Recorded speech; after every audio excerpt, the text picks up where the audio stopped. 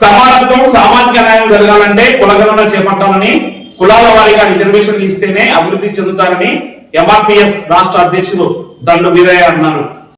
అంటరానితనం, పేదరికం నిర్మూలించాలని, రాజ్యాంగం సక్రమంగా అమలు చేయాలని కోరుతూ సత్యసాయి జిల్లా మడకశిర నుంచి పాదయాత్ర ప్రారంభమైందని ఎంఆర్పీఎస్ రాష్ట్ర నాయకులు దండు వీరయ్య తెలిపారు.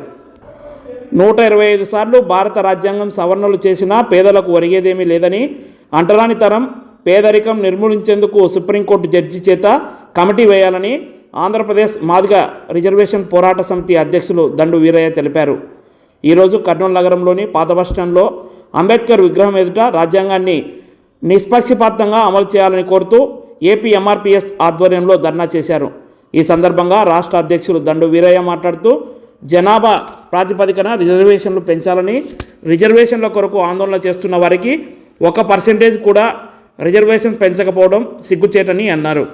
ఈ కార్యక్రమంలో రామదాసు, రాజశేఖర్, లక్ష్మణ తదితరులు పాల్గొన్నారు.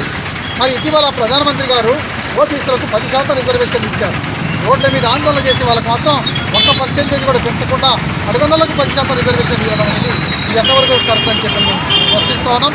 కాబట్టి ఖచ్చితంగా రిజర్వేషన్లు, కుల గణాంకాల సేకరణ ఈ రాష్ట్రంలో కానీ దేశంలో మొత్తం ఉన్న కులాలు వారి జనాభాను గుర్తించాలి.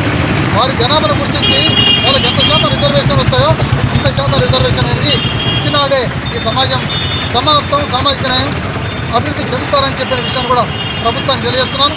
ఈ పోరాటం డిసెంబర్ 6వ తారీఖు బాబాసాహెబ్ అంబేద్కర్ గారి వర్ధంతి వరకు ఆంధ్రప్రదేశ్లోని అన్ని జిల్లాలో ఈ దళిత చైతన్య యాత్ర ప్రయాణిస్తున్నామని చెప్పిన విషయం స్పష్టంగా తెలియజేస్తున్నాం.